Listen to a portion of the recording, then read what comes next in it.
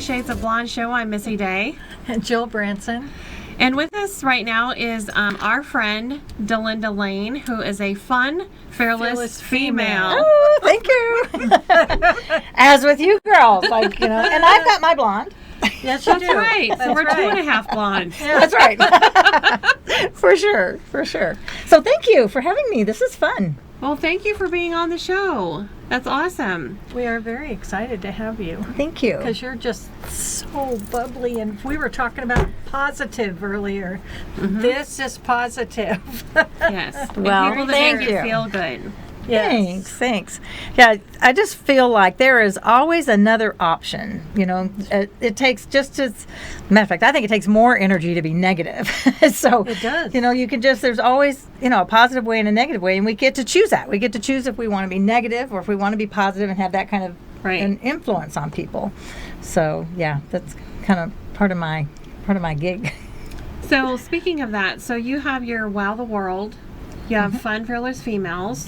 Right? Yes. This woman is so busy, I can't keep track of where she is. In fact, yesterday I sent her a message. I'm like, are you here or where are you? Yeah, exactly. So tell us how all that started. Fun Fearless Females. Yeah.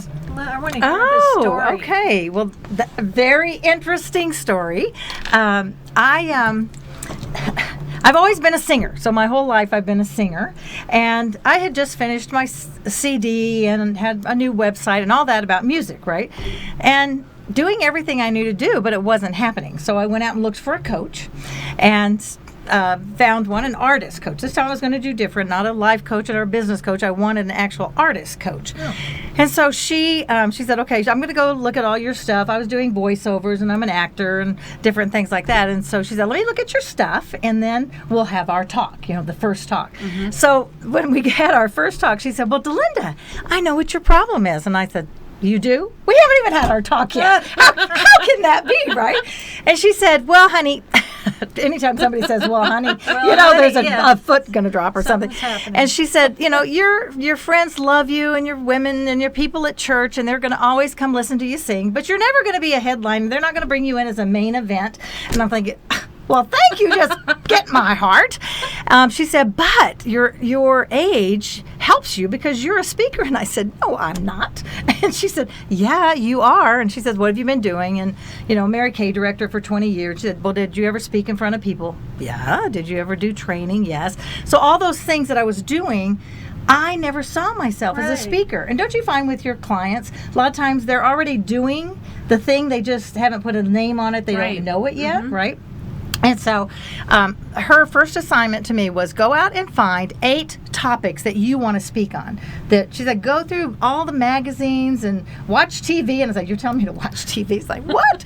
So I did. And in my first 8 was Fun, Fearless Female. I mean, that grabbed me, and I thought, I could write a speech on that. So Fun, Fearless Female started as my first speech that I gave at a luncheon for my women's group at my church. And it just went from there. So it went from a speech, and then within a year, we did a whole all-day event called Fun, Fearless Female. A year and a half ago, I set up a nonprofit, and y'all may not know that. It's not real active right now, but it enables me to reach out to other women, like through shelters and things, to come to our events, and the nonprofit supports them. So it's a way of having our group that both of y'all are in and have our lunches, and then still working for the even greater good, bringing women who are coming out of whatever, some kind of abuse or trafficking or whatever, that we can help them because they're making fabulous choices to change their life.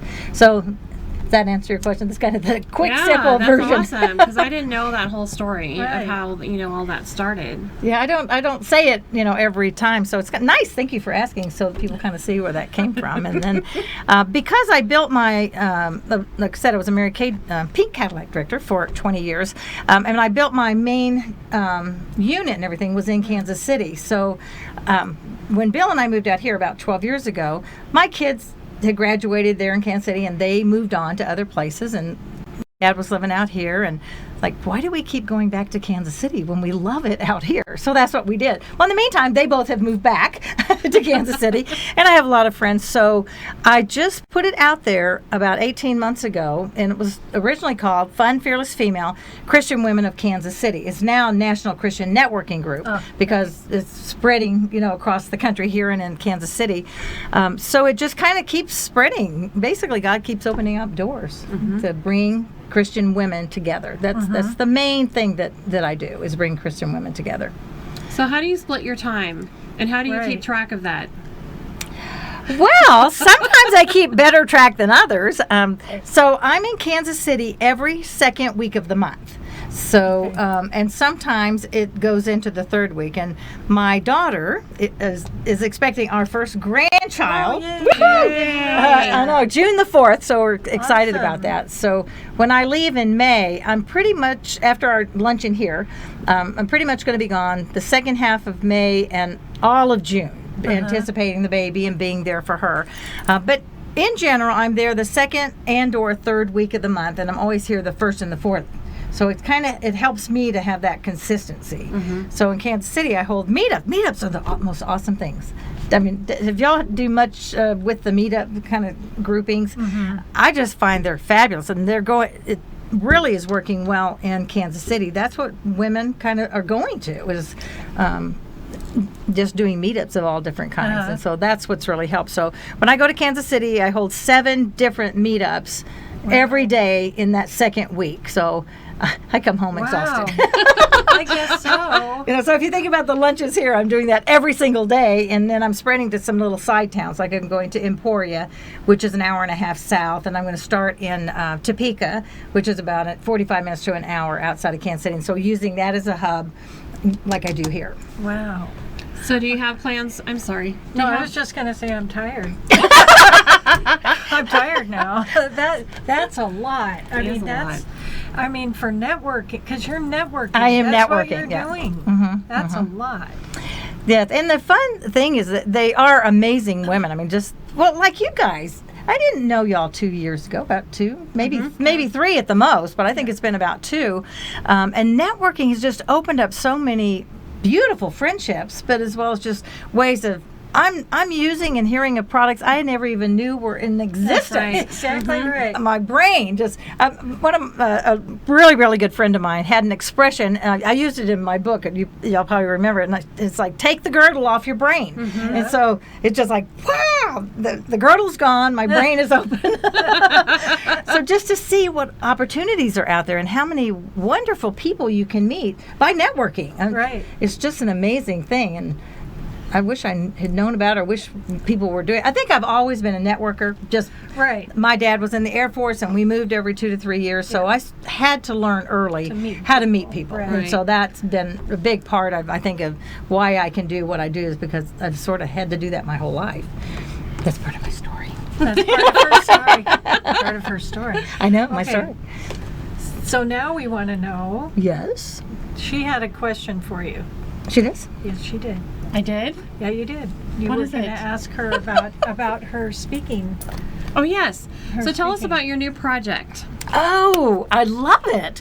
It's called Speakeasy because what I've noticed in all of this networking is so many people are so afraid of it. They get the butterflies and they get nervous and sweaty hands and they just want to throw up, right? Right. So since I've been on stages since I was 7, something like that. 20 years ago. A day or 2 ago, right? Thank you.